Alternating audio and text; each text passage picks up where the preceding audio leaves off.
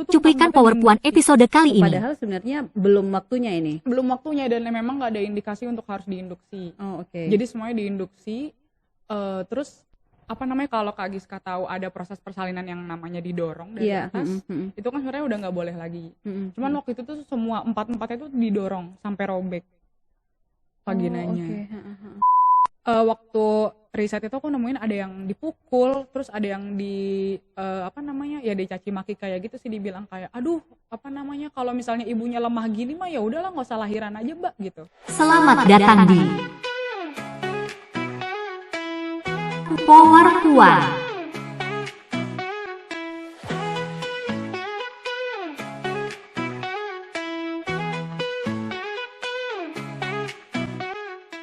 Halo Sobat Puan. Apa kabar? Kita ketemu lagi di Power Puan. Dan kali ini di episode minggu ini kita akan berdiskusi dan berbincang bersama dengan teman muda kita. Wede.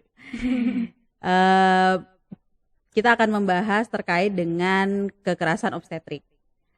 Dan karena ini adalah pembahasan yang cukup penting untuk sobat-sobat Puan, teman-teman perempuan dan juga teman-teman yang akan mengalami kehamilan dan melahirkan dan seluruh proses obstetrik. Jadi pastikan menonton sampai akhir, oke? Nah, hari ini kita sudah kedatangan Kak Fia. Nama panjangnya adalah Alivia Nur Zahidah, ya, benar Kak? Betul Ya. Nah, Kak Fia adalah co-founder dari Perempuan Threads di Instagram, nanti teman-teman boleh lihat, dan juga founder dari Belajar Jadi Bidan. Nah, ini adalah platform yang mungkin cukup menarik, nanti teman-teman bisa cek dan Kak Fia juga boleh cerita nanti ya Kak. Iya, siap. Boleh. Kalau gitu sebelum itu Kak Fia boleh halo-halo dulu sama Sobat Puan. Halo Sobat Puan, kenalin nama aku Fia. Di sini aku udah sama Kak Giska dari Yayasan Kesehatan Perempuan, dan kali ini kita bakal ngobrol lebih lanjut soal kekerasan obstetrik. Betul. Nah, Kak Fia ini juga baru selesai menyelesaikan studi master ya Kak ya? Iya, betul. Di studi kajian di program studi kajian gender Universitas Indonesia. Okay. Baru lulus kemarin bulan Februari. Oh, oke. Ya. Masih fresh banget, masih jadi fresh, ini masih anget ya. Yeah. Jadi masih banyak yang bisa kita diskusikan nih. Betul. Iya. Dan di tesisnya Kak Fia membahas terkait dengan kekerasan obstetrik. Betul. Mungkin kalau lebih detailnya aku bisa bacakan judul tesisnya nih. Mungkin teman-teman nanti bisa yang ingin mencari bisa langsung dapat referensi ya. Betul. Kekerasan obstetrik dalam kehamilan dan persalinan, menyelami kompleksitas pengalaman hidup perempuan menjalani eksistensi sebagai tubuh yang melahirkan. Betul. Nah, ini dari tubuh yang melahirkan aja ini udah cukup triggering ya untuk perempuan-perempuan yang mengalami banyak proses reproduksi ya Kak. Iya, betul. Nah, Kak Fia, sebenarnya apa kekerasan obstetrik itu Kak? Sederhananya kekerasan yang terjadi pada saat kehamilan, melahirkan dan pasca melahirkan. Atau kalau di bahasa medis tuh ada nifas, tapi 2 jam pertama setelah melahirkan itu terjadi di masa-masa itu, masa-masa yang emang krusial gitu. Oh, oke. Dan bentuk kekerasannya itu bisa berbentuk verbal, psikis, dan fisik. Seringnya tuh fisik, dan ada juga kekerasan seksualnya sebenarnya gitu. Tapi dari literatur itu yang kekerasan seksual tuh dia yang angka kejadian paling dikit lah, yang paling banyak itu verbal sama fisik. Gitu. Oke. Jadi itu memang terjadi di banyaknya di proses melahirkan itu ya, pada masa kan kalau obstetrik juga di kehamilan itu juga obstetrik kan ya. Betul. Tapi ini di penelitiannya Kak Fia itu di proses melahirkan ini ya. Sebenarnya di tesis ini kenapa judulnya kehamilan dan persalinan, sebenarnya biar estetik aja, biar nggak kepanjangan. Tapi sebenarnya yang aku temukan di tesis itu juga terjadi baik di kehamilan sama di pasca persalinannya. Tapi memang yang paling sering itu di melahirkannya memang, karena kan kondisinya lagi rentan-rentannya tuh, lagi sakit-sakitnya gitu sih Kak. Nah, kalau kita boleh tahu nih, kenapa memilih untuk membahas tentang kekerasan obstetrik? Oke, jadi sebelumnya aku sekalian nyeritain juga nih ke kawan Puan juga. Kalau Sobat Puan bukan kawan Puan. Oke, Sobat Puan. Jadi dulu tuh kan aku kuliah kebidanan, D4 kebidanan lebih tepatnya. Diploma 4 tuh setara S1. Ini sebenarnya teknis aja. Cuman dulu itu sebenarnya aku tidak ingin masuk ke prodi ini gitu. Jadi memang dulu latar belakang keluarga tuh mama ada dari kesehatan gitu kan. Jadi kayak pengen anaknya ada yang kesehatan. Cuman dulu tuh aku nggak mau gitu. Sampai akhirnya aku juga tercebur juga di situ. Akhirnya aku mencoba menikmati masa 4 tahun itu. Tapi yang aku temukan selama praktek dulu di puskesmas, di rumah sakit, itu kok pertanyaanku saat itu, kok nakes, terutama bidan gitu sebagai nakes, kok banyak yang ngomongnya tuh kasar ya sama pasien. Padahal kan pasien itu cuma nanya dan nggak bener-bener tahu gitu. Nah terus yang lebih ekstrim lagi waktu itu aku pernah ke puskesmas sebenarnya, yang bikin pasca pulang dari situ tuh aku langsung bergejolak sampai aku ke psikolog sama ke psikiater waktu itu. Gara-gara waktu itu tuh kejadiannya malam-malam, ada 4 pasien langsung datang gitu. Terus si bidannya itu tuh pengen 4-4 ini lahiran malam itu juga. Jadi dipaksa gitu. Kalau Kak Giska tahu ada induksi, itu tuh 4-4-nya diinduksi. Padahal sebenarnya belum waktunya ini. Belum waktunya dan memang nggak ada indikasi untuk harus diinduksi. Jadi semuanya diinduksi. Terus kalau Kak Giska tahu ada proses persalinan yang namanya didorong dari atas, itu kan sebenarnya udah nggak boleh lagi. Cuman waktu itu tuh semua 4-4 itu didorong sampai robek vaginanya. Terus dan ya mau nggak mau kan aku juga ikut ngebantuin bidannya menjahit. Cuman waktu itu tuh pertanyaan aku adalah ini tuh nggak boleh sebenarnya. Tapi jadinya prosesnya tidak natural ya. Prosesnya tidak natural. Terus kan ya udah kan aku ya mau nggak mau karena harus dilaporkan aku sebagai penolong persalinannya dilaporkan dalam laporan medis itu. Ya udah akhirnya waktu itu tuh ya udah cuman ya udah semoga cepat selesai deh ini gitu. Terus pas lulus aku tuh mempertanyakan gitu, apakah aku akan jadi bidan ya gitu. Karena kan aku tahu yang terjadi sehari-hari di lapangan kayak gitu, apakah aku siap. Harusnya kan kalau jadi nakes kan memikirkan ini ya, kesiapan mental kitanya, dan hal-hal yang dihadapi itu sulit banget gitu di situasi kayak gitu. Kalau kita sebagai nakes nggak bisa kontrol emosi, bisa diluapkan ke pasien, jadinya demikian. Nah ya udah, akhirnya waktu itu aku putuskan buat masuk kajian gender karena dulu aku merasa dari semua program studi kayaknya aku bisa speak up masalah ini deh di kajian gender gitu. Akhirnya waktu itu memutuskan untuk topik tesisnya ini deh gitu. Karena kebenaran waktu itu juga ada diskusi sama teman di kelas, Via kamu kan bidan, angkat aja isu ini. Jadi banyak yang support juga. Ya udah deh akhirnya bismillah angkat topik ini. Karena udah pengalaman langsung ya Kak, melihat langsung adanya kekerasan itu gitu ya. Betul. Nah, kalau secara ini sendiri lingkup penelitiannya tuh batasan penelitiannya itu untuk di perempuan hamil usia muda atau gimana Kak? Aku waktu itu membatasi penelitiannya sampai di terakhir itu dia, maksudnya usia terakhir melahirkannya itu 5 tahun terakhir. Jadi kenapa aku ambil 5 tahun terakhir, biar dia ini masih ingat gitu loh sama memori. Proses itu ya. Kadang kan kalau udah lebih dari 5 tahun tuh biasanya udah lupa tuh ibu-ibu gitu. Dulu pengalaman sih karena dulu sering anamnesis pasien, anamnesis tuh nanyain keluhan pasien, terus kayak kalau dia udah lama banget lahirannya tahun 2000 10 tahun atau 15 tahun dia biasanya udah lupa tuh kayak gimana riwayatnya gitu sih Kak. Berarti juga ini adalah pengalaman yang masih baru ya, maksudnya ini bukan kejadian-kejadian lama yang digali dan lain-lain gitu. Nah, aku juga sempat baca tuh ya hasil penelitiannya Kak Via juga. Kalau di Indonesia tuh juga sebenarnya kesadaran orang-orang terkait dengan kekerasan obstetrik ini juga masih sangat sedikit kan. Iya betul. Bahkan penelitiannya pun juga tidak banyak. Nggak gitu. banyak, betul. Nah, tapi dari temuannya Kak Via, apa sebenarnya faktor bisa terjadi kekerasan obstetrik di lingkungan masyarakat kita gitu? Oke, sebenarnya ini membudaya sih Kak Giska, aku lihatnya. Jadi memang membudaya dan memang dinormalisasi. Sebenarnya karena terlihat kekerasan obstetrik ini pelakunya adalah nakes, jadi seolah-olah wajar aja kalau nakes demikian karena demi kebaikan si ibu.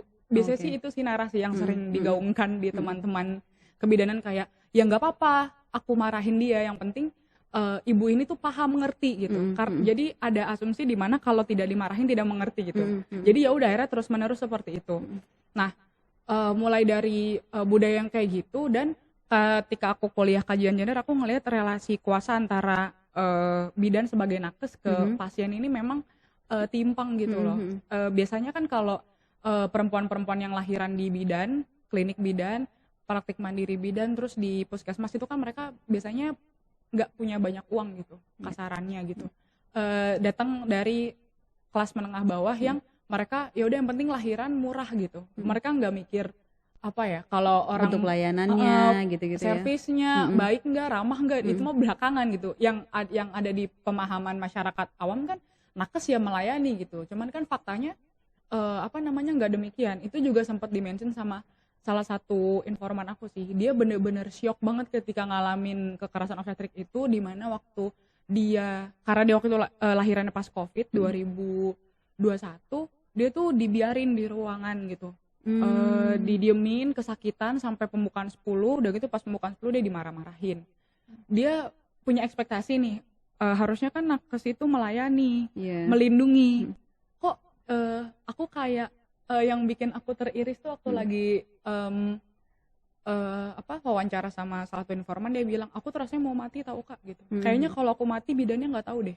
Itu tuh dia sampai ngomong kayak gitu kan, berarti menggambarkan betapa sakitnya momen itu ya. Momen itu gitu. Betul-betul kayak gitu sih Kak. Jadi satu dari faktor emang itu udah membudaya. Terus kalau ditarik lagi ke atas, itu berangkat dari budaya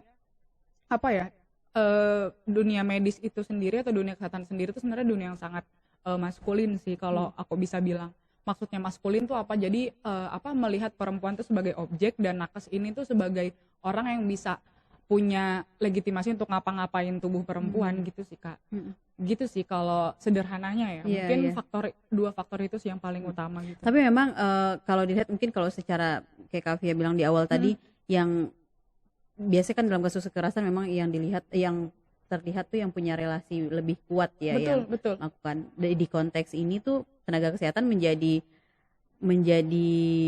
pelaku lah mungkin kalau bisa kita bilang ya. Nah, padahal sebenarnya di tenaga kesehatan sendiri itu juga mungkin ada tekanan pekerjaan, kondisi dan lain-lain yang buat mereka juga tidak bisa mengontrol apa yang bisa dilakukan. Betul. Jadi yang sering diskursus soal beban kerja nakes ini juga nggak banyak didiskusin sih dari teman-teman. Malah waktu aku kuliah ini nggak pernah jadi satu bahasan khusus gitu loh, karena ini kayak politiknya lah gitu. Jadi di luar bangunan medis itu sendiri. Jadi aku baru saat ini sih, baru ketika kuliah kajian ini aku ngerti kalau ternyata, dan setelah riset itu aku juga merefleksikan ternyata beban nakes itu juga cukup berat, di mana dia nggak cukup dapat upah yang layak, sehingga kemarahannya itu ya udah akhirnya dilampiaskan kepada pasien yang lebih rentan gitu sih. Aku ngeliat. Iya. Ini juga sih kalau isu nakes ini juga udah banyak dibahas orang-orang juga sebenarnya kan ya. Terkait dengan ya upah dan waktu kerja dan lain-lain. Kemarin waktu sebelumnya sama Bu Indra juga kita sempat nge-mention, apalagi kalau misalnya bidan-bidan di desa tuh dia nggak punya waktu pagi, siang, sore, malam selalu didatengin misalnya gitu. Jadi kayak yang beban kerja dan lelah itu ya. Iya, betul. Tapi memang sekali lagi apapun bentuk kekerasan kemudian itu juga tidak bisa kita normalisasi ya. Betul. Nah, apa aja Kak bentuk-bentuk kekerasan yang ditemui waktu itu? Oke, jadi karena di riset ini tuh kualitatif ya Kak. Jadi kalau riset kualitatif itu nggak kayak kuantitatif yang sampelnya banyak, dan bisa dibilang juga ini sangat Jawa sentris. Maksudnya Jawa sentris tuh orang-orang yang aku temukan itu informan aku kebanyakan dari Pulau Jawa. Ini juga salah satu keterbatasan riset aku. Mungkin kalau ada yang mau riset selanjutnya bisa ke teman-teman Indonesia Timur. Tapi sebelumnya boleh tahu Kak Fia mendapatkan informan tuh dari mana? Karena kan kalau namanya pengalaman kesehatan yang berkaitan dengan tubuh itu biasanya sangat testimonial ya, sangat sangat pribadi gitu, privasi. Kalau misalnya dia nggak mau sharing tuh kita juga nggak bisa tahu gitu kan. Betul. Menarik banget nih Kak Giska, nanti mungkin langsung bisa nyambung ya ke bentuk-bentuknya, karena aku nemuin ini tuh di Twitter. Jadi ini sebuah fun fact ya teman-teman. fun fact karena waktu itu tuh kalau nggak salah pernah ada cuitan di Twitter itu tuh yang viral. Kalau Kak Giska chronically online gitu, ada satu tweet yang dia tuh menceritakan kayak semacam kayak gini lah bahasanya. Aduh, parah banget deh ini si bidan marah-marahin gue, bababab. Jadi iya betul kata Kak Giska itu testimonial. Jadi dia mencurahkan keresahannya dia di Twitter. Abis itu pas dia viral tweet ini gitu, terus dibalas sama orang-orang, ih sama banyak Kak lah aku ternyata juga ya. gitu, sama Kak aku juga, aku kira aku doang gini-gini. Sepil dong Kak, itu nakesnya yang di mana biar bababab gitulah. Terus pas aku baca kayak wah banyak banget, ada 300-an apa 400-an tweet aku lihat. Berarti kan setiap akun itu merepresentasikan satu gitu ya. Bisa dibilang kayak gitu.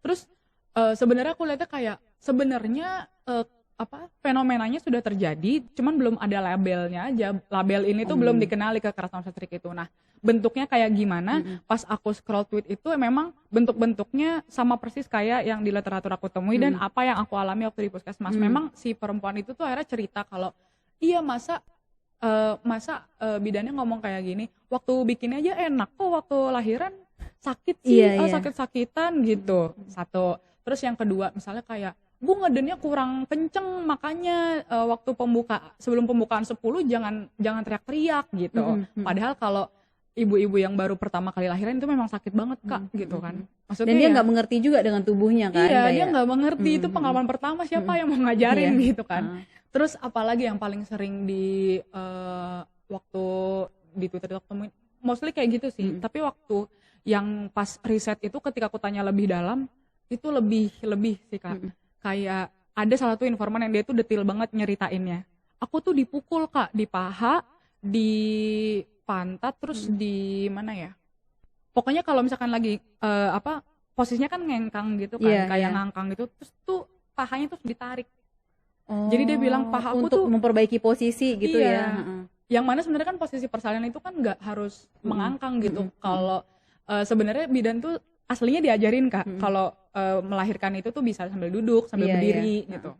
Malah kalau berdiri itu sebenarnya lebih gampang ke bawah si kepala bayi karena kan ada gaya gravitasi. Cuman itu menyulitkan nakes. Jadi intinya ini keegoisan sih aku lihatnya, memang posisi ngangkang itu tuh memudahkan nakes daripada memudahkan pasien. Jadi waktu riset itu aku nemuin ada yang dipukul, terus ada yang dicaci maki kayak gitu sih, dibilang kayak aduh kalau misalnya ibunya lemah gini mah ya udahlah nggak usah lahiran aja Mbak gitu. Oh wow. Dan di situ tuh informan aku tuh dia umurnya waktu dia mengalami itu tuh 21 tahun. Jadi umur yang masih muda ya, terus dia harus mendengar kayak itu, dan di saat itu juga dia mempertanyakan kalau emang aku nggak pantas jadi ibu, kenapa aku dikasih anak? Pokoknya sampai di level-level dia menyalahkan diri sendiri gitu ya. Dan kalau salah satu informan aku tuh akhirnya gara-gara kekerasan itu tuh bayinya meninggal usia 49 jam atau jadi masih deket banget, jadi dia masih berduka dengan tubuhnya, kemudian dia berduka anaknya. Gitu sih. Jadi memang pas aku riset dan tanya lebih dalam itu lebih tragis daripada tweet yang dia ketik di medsos gitu sih Kak. Dan itu yang ini juga ya, kadang tuh kalau di masyarakat kita nih, kalau kita lihat kan sekarang karena perempuan perannya adalah melahirkan dan menanggung kehamilan dan melahirkan, jadi rasa sakit apapun yang dialami di proses itu tuh ya jihad gitu kan, atau proses apapun yang semakin sakit semakin banyak pahalanya gitu kan. Itu juga doktrin-doktrin yang ada di masyarakat gitu kan. Diromantisasi. Jadi itu yang buat juga perempuan-perempuan yang mungkin di pengalaman pertamanya dan lain-lain dan tidak tahu kalau misalnya itu adalah bentuk kekerasan ya menganggap ya itu ya nggak apa-apa sih gitu. Itu dia sih sebenarnya, soal ini tuh karena masih baru risetnya di Indonesia, jadi belum ada yang aware untuk ngasih edukasi soal ini. Dan karena aku berangkat dari latar belakang nakes, aku menyadari bahwa diskursus ini tuh pasti ada pro kontra gitu loh Kak. Cukup kontroversial sih. Tadi kan masih ada paham-paham yang dari dunia kesehatan tuh yang bilang kalau ya tidak apa-apa toh kita marah itu karena kita tuh sayang gitu. Jadi Iya. jadi dari dulu kita sudah melanggengkan budaya-budaya kekerasan dengan dalih ya udah karena kita sayang kita marahin. Sebenarnya kan itu toxic relationship ya. Betul, dan Gitu. marah tanda sayang tuh di mana-mana ya. Iya, itu di mana-mana. Even Di keluarga sendiri, Iya, di keluarga ibu sendiri dan gitu. anak dan lain-lain gitu Iya. juga akhirnya ya marah tuh karena sayang. iya padahal gitu. padahal menyakitkan Padahal ya. menyakitkan, padahal traumatis. Traumatis Gitu. gitu. Nah, ada juga hal menarik yang aku lihat di penelitiannya Kak Via tentang sebenarnya karena obstetric violence atau kekerasan obstetrik ini termsnya sebelumnya belum ada. Betul, Jadi betul. yang digunakan tuh disrespect dan Abuse. ya.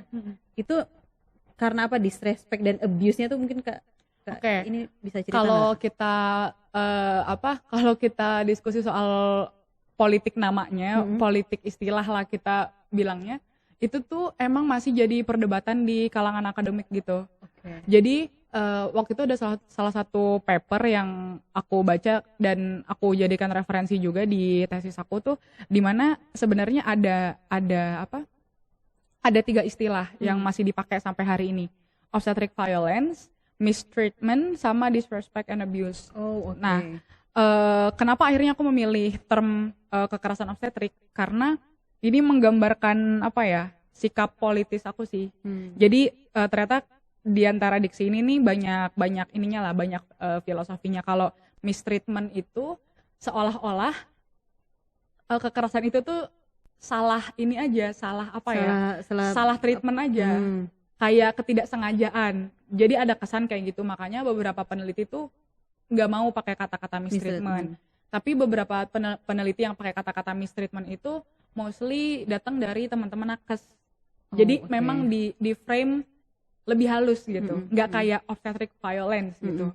Nah terus ada disrespect and abuse. Disrespect and abuse ini yang paling banyak dipakai. Kenapa? Karena ini tuh berangkat dari salah satu framework. Jadi framework disrespect and abuse ini juga ngebantu aku buat memetakan jenis-jenisnya itu Kak. Jadi ada salah satu paper, ini sampai lupa ya, jadi dibaca aja tesisnya. Iya, boleh. Salah satu paper yang dia itu, aku inget namanya Friedman bikin framework disrespect and abuse, dia klasifikasiin tapi dia masih sampai situ doang, dia nggak benar-benar Lebih dalam. Jadi dia cuma mengidentifikasi aja. Nah, disrespect and abuse itu frasa yang juga menjadi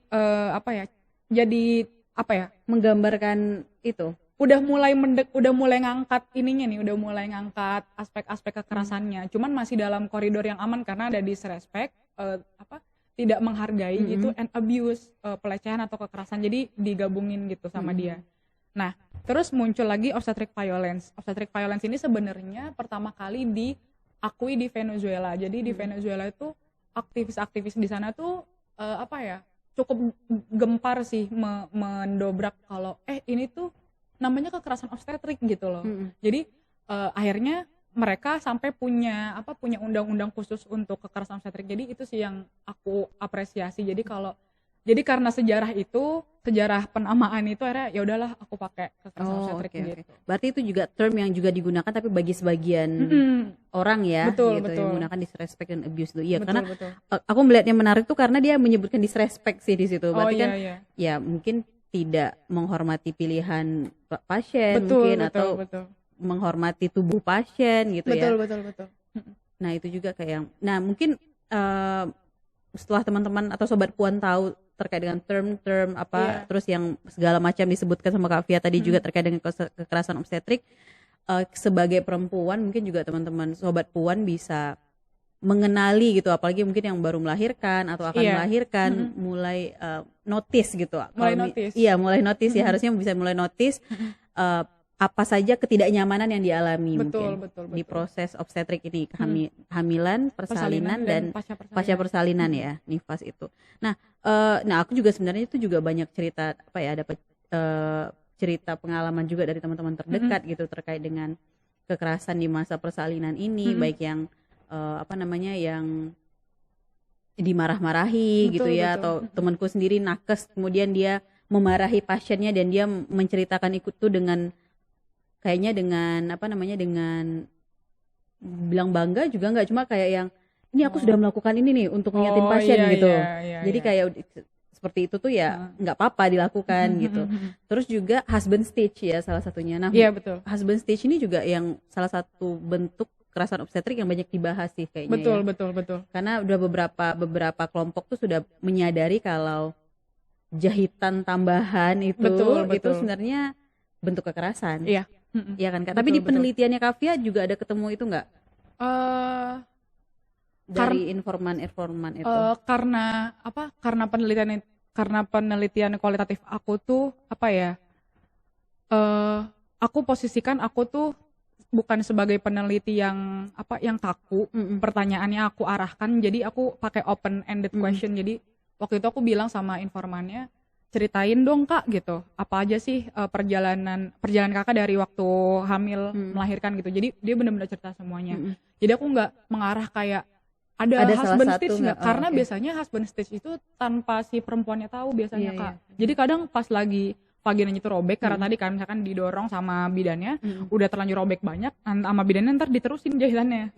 Jadi perempuan aduh udah belum Bu, belum gitu. Padahal tuh lagi di husband stitch gitu. Jadi perempuan itu biasanya nggak sadar. Cuman kalau di riset aku nggak spesifik nanya kayak ada waktu itu kerasa nggak Bu dijahit tambahan, karena perempuan itu nggak notice. Jadi pasca persalinan itu kondisinya benar-benar terkapar lemes aja gitu. Jadi even dikasih tauin pun, Bu ini dijahit lagi ya, saya jahit. Kadang si bidan itu bilang kayak gini, Bu ini saya jahit lagi ya, masih ada dikit nih, saya rapiin, biasanya bahasanya saya rapiin gitu. Padahal mah gitu. Apalagi kalau kita yang nggak tahu ya, nggak tahu bukan ini maksudnya, yang kayak misalnya yaitu kita melahirkan, kemudian kan yang robek adalah vagina, terus kita nggak tahu sebenarnya sejauh mana vagina boleh dijahit lagi atau apa. Jadi kita mengikuti aja nih yang disarankan sama tenaga kesehatan yang membantu gitu. Nah, ini Kak, kalau dari pengalaman itu ada nggak teman-teman perempuan itu menceritakan sebenarnya mereka harapannya mau gimana sih kalau melahirkan gitu? Atau harapan lain kayak misalnya kalau di pertanyaan di penelitian Kavia kan ada tuh yang apa yang diharapkan kalau seandainya nggak mengalami kekerasan. Benar-benar itu. Jadi waktu itu yang aku ingat tuh salah satu informan aku bilang ya kedepannya harapannya semoga bidan-bidan tuh nggak kayak gitulah. Dia merujuk ke pengalaman dia yang dia dikata-katain itu loh, dinyinyirin itu.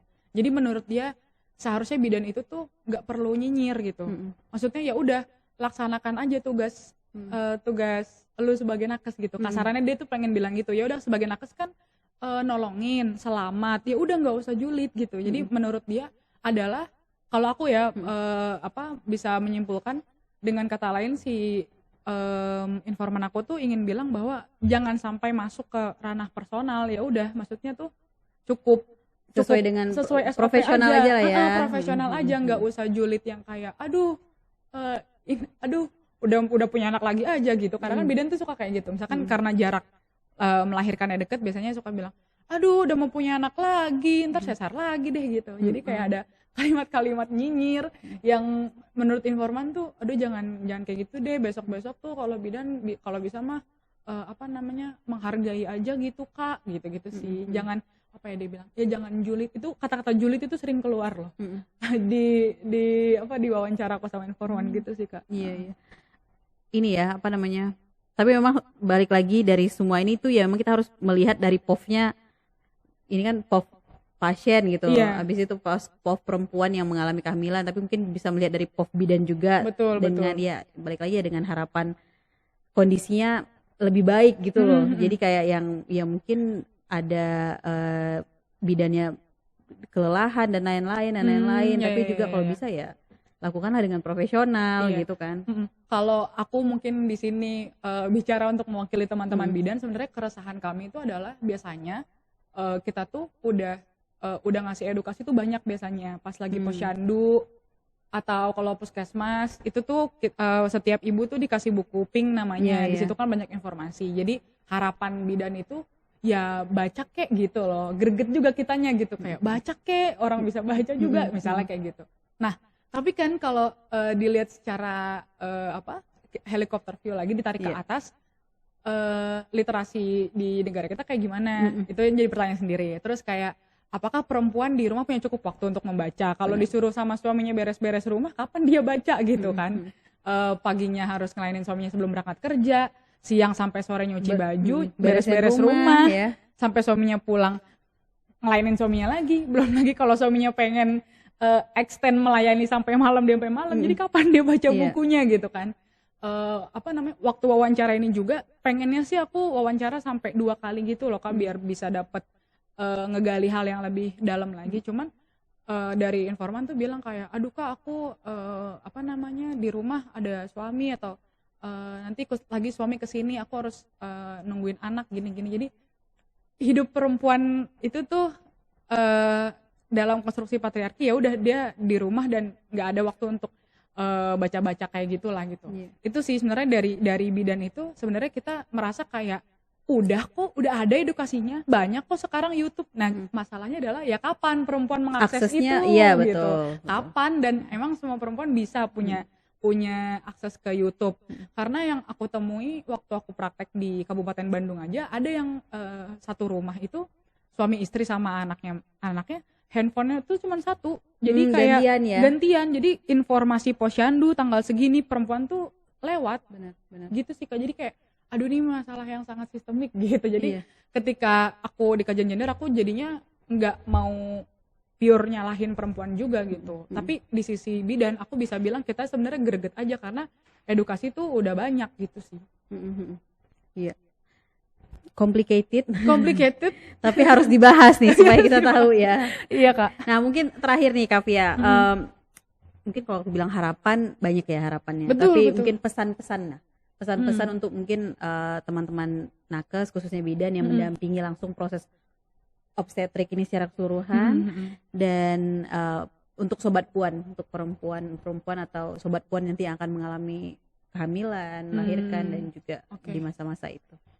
Oke, mungkin harapan dari aku menyemangati teman-teman perempuan dulu kali ya sebelum ke nakes. Jadi kalau dari teman-teman perempuan sih, aku harapnya ketika yang nonton podcast ini dan udah tahu gitu, oh ternyata ini namanya kekerasan ya. Teman-teman bisa menyebarkan informasi ini ke teman-teman yang tidak menonton atau yang tidak punya akses menonton. Terus teman-teman bisa strateginya adalah, karena kan kalau ngerubah sistem kan lama ya, kita nggak tahu kapan. Jadi mungkin strateginya adalah teman-teman bisa mulai kasih testimoni, oh ini bidan yang bukan mendikotomi, oh ini ada bidan jelek, bidan galak, bukan gitu, tapi maksudnya merekomendasikan, oh ini bidannya waktu aku lahiran di sini nyaman kok, aku dilayani dengan baik. Nah itu sebarkanlah informasi itu gitu, karena kan nggak tahu gitu kan, maksudnya nggak ada database terpusat gitu, oh ini bidan ini gini nggak ada gitu. Jadi ya itu sih maksudnya semangat kolektif antara perempuan sih. Jadi ketika perempuan udah dapat pengetahuan ini gitu, nonton podcast ini tahu, kemudian baca literatur, tapi memang literaturnya itu emang terbatas banget sih Kak, berbahasa Inggris gitu, nggak ada literatur berbahasa Indonesia. Jadi ya udah, harapannya sih tesis ini atau podcast ini bisa nyampe ya, didengerin sama teman-teman perempuan yang lainnya. Itu sih. Jadi aku dari kawan sobat puan, aku sangat menyemangati untuk punya kepedulian kolektif itu tadi sih, antar sama perempuan-perempuan yang punya peran-peran reproduktif. Terus kalau buat nakes, aku ingin mengajak, ayo dong jangan dibabel kalian gitu. Aku merasa waktu aku di kuliah di kebidanan tuh, aku merasa aku dibabel aku sendiri. Jadi aku selalu nyalahin, misalnya kayak, aduh nih si ibu masa dari sekarang sampai baru umur 40 tahun sih tahu efek KB misalnya. Aku tuh dulu mikirnya kayak yaudah ini salah ibunya lah, masa dia nggak berobat, orang puskesmas deket. Aduh dulu tuh aku masih jadi tone deaf banget lah sebagai nakes gitu. Terus dan aku merasa memang dulu sistem pendidikan di kebidanan dan kesehatan sendiri tuh emang nggak interdisiplin, jadi nggak pernah ngajak kita tuh buat lihat masalah struktural. Kalau mau lihat masalah struktural tuh baru bisa kalau S2 aja gitu. Jadi karena itu juga tidak ada dalam kurikulum pendidikan, aku juga nggak bisa expect banyak-banyak, tapi resource teman-teman bisa gabung serikat pekerja nakes. Kalau teman-teman tahu ada jaringan nakes Indonesia, ada serikat pekerja nakes, itu tuh gabung sama serikat-serikat pekerja nakes yang mereka tuh kritis Kak gitu, ngebahas soal isu-isu struktural. Jadi mereka sebagai nakes mereka juga sadar kalau mereka tuh dikungkung sama sistem yang timpang gitu. Terus sekalian promosi dikit. Boleh.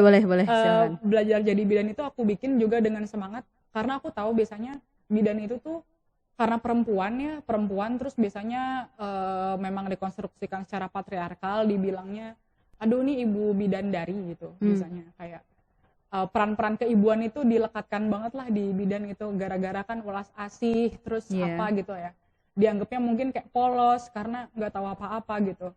Dan jadi framing bidan yang kayak gini nih aku coba dobrak dari belajar jadi bidan, di mana aku dan teman-teman yang lain di belajar jadi bidan kita banyak bikin konten yang kritis, kayak misalnya kita mengaitkan antara kita nih hidup di dunia kapitalis misalnya.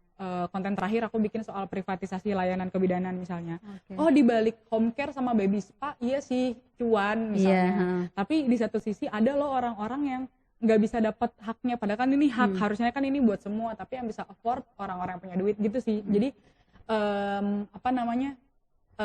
aku sama teman-teman yang lain berusaha menyajikan bacaan itu sih, bacaan sederhana di belajar jadi bidan tuh buat menyadarkan teman-teman bidan aja bahwa kalian itu hidup di sistem yang sangat complicated gitu. Kalian mau lepas juga bingung kan, dilematis, ya udah maksudnya sadari aja gitu. Dan bidan ini kemudian harapannya setelah mereka kritis, mereka bisa, kalau yang di kebijakan mungkin bisa ngambil langkah apa gitu strategis, kalau yang di klinik mungkin mendirikan praktik mandiri yang lebih ramah perempuan misalnya, kayak gitu sih Kak. Jadi sekecil-kecilnya harapan itu tetap ada perubahan sih menurut aku.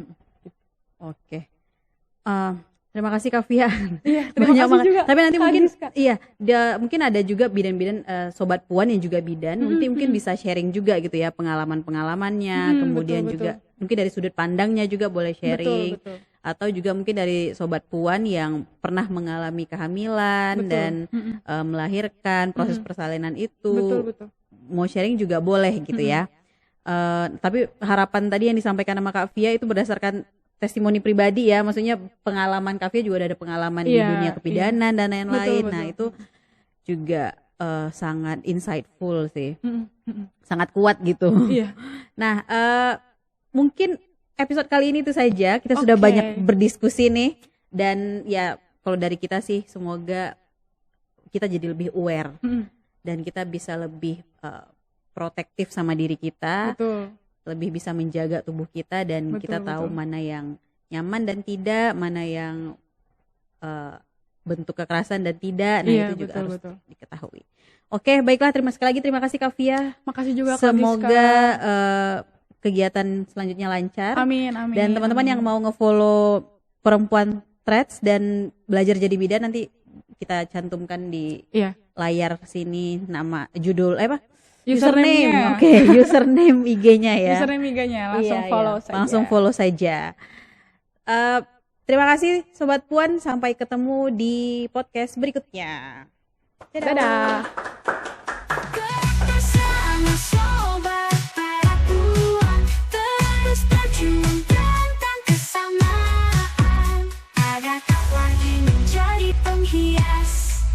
Tegak tak lagi